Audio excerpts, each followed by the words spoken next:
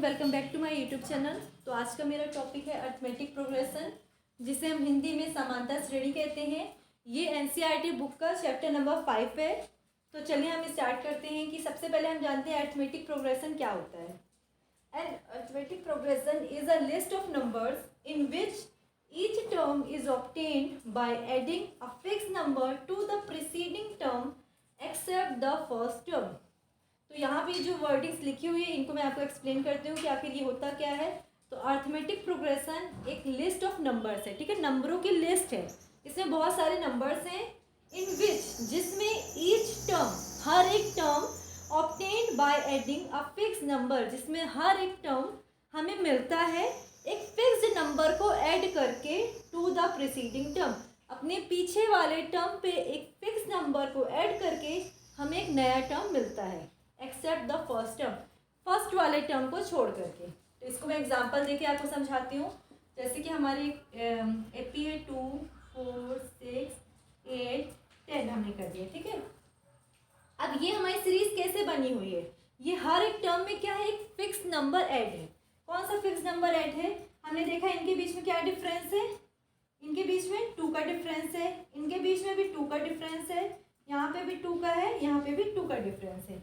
तो इसका मतलब हमने यहाँ पे क्या किया है, जो हमारा पहला टर्म था उसमें हमने +2 किया तो हमें दूसरा टर्म मिला, फिर यहाँ पे हमने +2 किया तो हमें तीसरा मिला, फिर +2 किया तो हमें नेक्स्ट मिला, फिर +2 किए तो नेक्स्ट मिला। मतलब कि यहाँ पे ये जो लिखा हुआ है, पहले तो हमारी जो एपी होती है वो लिस्ट ऑफ नंबर्स होती है। तो लिस्ट ऑफ नंबर्स ये रहा, फिर उसमें जो हर एक टर्म है, हर एक जो टर्म है वो कैसे मिल रहा हमको, प्रीसीडिंग टर्म, हमारे पीछे वाले टर्म में +2 करके।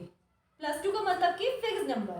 ये जो फिक्स नंबर है ये कुछ भी हो सकता है, यहाँ पे मैंने 2 फिक्स कर दिया है, यहाँ पे 5 हो सकता है, 4 हो सकता है, कोई भी नंबर हो सकता है।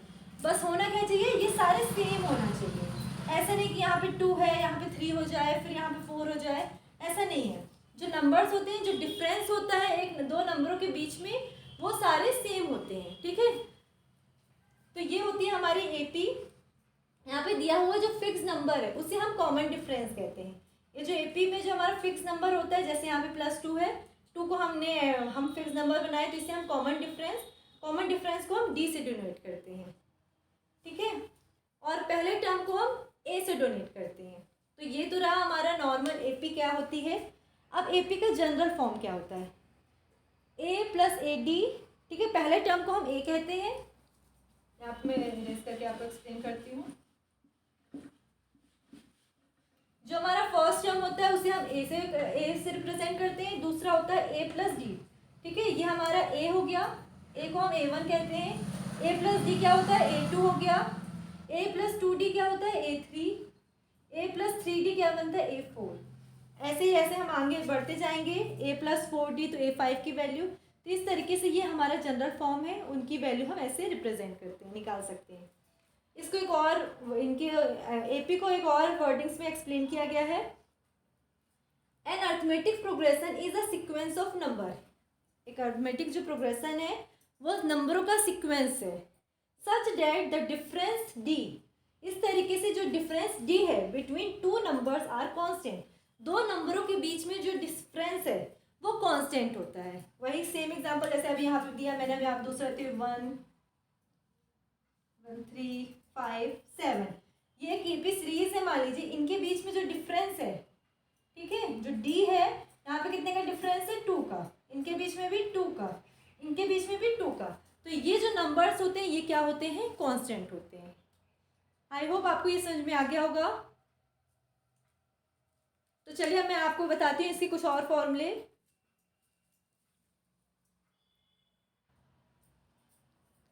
तो ये हमारे कुछ फॉर्मूले जो हम इस चैप्टर में यूज़ करेंगे। सबसे जनरल बेसिक फॉर्मूला हमारा ये फर्स्ट नंबर है, जिसमें हम एक सीरीज़ बनाने पे यूज़ करेंगे, ठीक है। एपी की सीरीज़ में जो हमारा ए होता है वो हमारा ए फर्स्ट टर्म कहलाता है। ए प्लस डी, A2 की वैल्यू, ए प्लस 2D, A3, ए प्लस 3 मैं आप मेंशन कर देती हूँ, ए को हम A1 कह सकते हैं, फर्स्ट टर्म हमारा। सेकेंड टर्म कैसे निकलता है, A2 सेकेंड टर्म, ए प्लस डी फॉर्मूले से। थर्ड टर्म निकालना हो तो क्या होगा, ए प्लस 2D। फोर्थ टर्म के लिए ए प्लस 3D, फिफ्थ टर्म के लिए ए प्लस 4D। ऐसे ही हम करते जाएंगे, जो भी नंबर होगा उसके पहले वाले नंबर का डी के साथ मल्टीप्लाई होगा। ये हमारा जनरल फार्मूला हो गया। इसके लिए हम एक और फार्मूला यूज़ कर सकते हैं, डायरेक्ट फार्मूला। ये कैसे करेंगे, जैसे हमारा पहली वैल्यू हमें पता है, जिसे हम A1 कहते हैं। अगर हमें पता है हमारे पास D भी दिया हुआ है, तो हम A1 में D प्लस कर देंगे तो हमें क्या मिल गया, A2। ये तो दोनों का सेम रहा। फिर A3 कैसे निकलेगा, जो हमारा A2 का आंसर था उसमें हमने D प्लस कर दिया तो A3 मिल गया।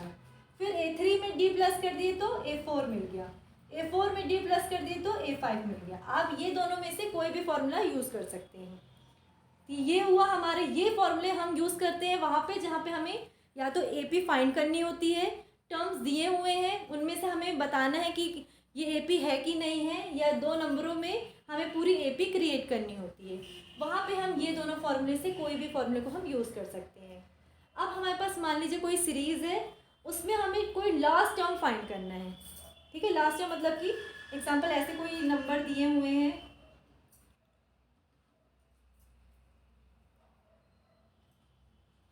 इस तरीके से सीरीज 18 तो नहीं होगा, चलिए 18 कर देती हूँ। कोई भी सीरीज दी हुई है, उसमें हमें वैल्यू फाइंड करनी किसी की भी, कि नंबर ऑफ टर्म्स क्या है, D फाइंड करना है, A फाइंड करना है, तो हम ये फॉर्मूला यूज़ करेंगे। जो हमारा लास्ट टर्म होता है, जैसे मैंने यहाँ पे डॉट डॉट करके एक्सप्लेन किया, ये हमारा लास्ट टर्म है। इसके बाद कोई भी नंबर्स नहीं है, तो ये हमारा AN कहलाता है। ठीक है, लास्ट टर्म को हम AN कहते हैं, पहले वाले टर्म को हम A कहते हैं। जो दो नंबरों के बीच में डिफरेंस होता है, ठीक है, उसे हम कॉमन डिफरेंस D कहते हैं। D का निकालने का फॉर्मूला क्या होता है, D निकालने का फॉर्मूला होता है A2 माइनस A1। सिर्फ A2 माइनस A1 नहीं, कोई भी बड़े वाले नंबर से पीछे वाले नंबर को माइनस कर देना। और हम ले सकते हैं A3 में से A2, A4 में से A3। ठीक है, समझ रहे हैं आप, जो भी हमारा बड़ा नंबर होगा उससे जस्ट पीछे वाले नंबर से माइनस करके हम D निकाल सकते हैं।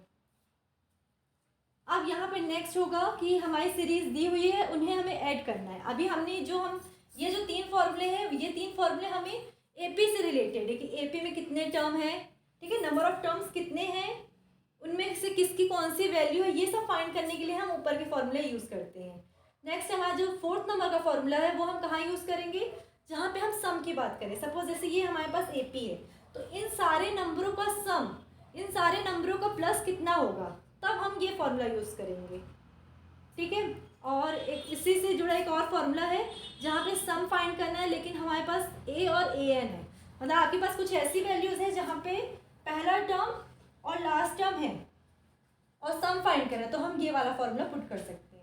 इसी फॉर्मूले को हम A प्लस L भी यूज़ कर सकते हैं, AN को हम L कहते हैं। तो ये रहे हमारे कुछ फॉर्मूले जो हम इस चैप्टर में यूज़ करेंगे। एक पॉइंट और बताना था, जो हमारी AP होती है वो दो तरीके से होती है, एक होती है फाइनाइट और एक होती है नॉन फाइनाइट। ठीक है, जिसे हम इनफाइनाइट कहते हैं। Finite AP, infinite AP।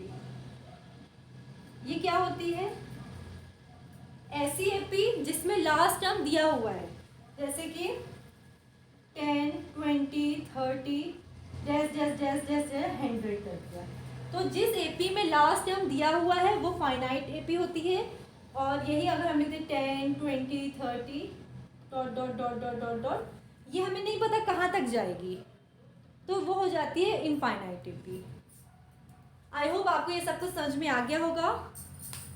कोई भी प्रॉब्लम तो आप मुझसे कमेंट में पूछ सकते हैं। Thank you for watching, keep supporting. मेरी इस वीडियो को ज़्यादा से ज़्यादा शेयर करिएगा।